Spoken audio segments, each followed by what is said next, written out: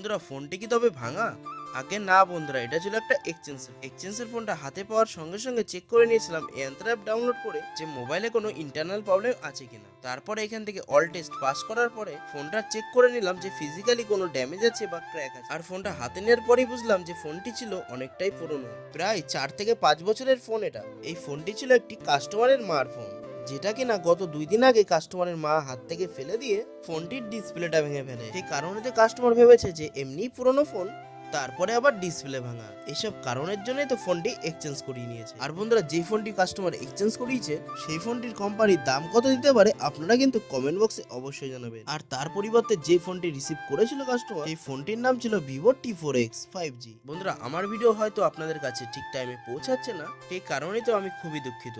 তার একমাত্র কারণ ছিল গত 2 দিন আগে থেকে খুবই ঠান্ডা, যেটার কারণে তো ভয়েস দিতে খুবই সমস্যা হয়। শুধু বন্ধুরা তোমরা একটু পাশে থাকো।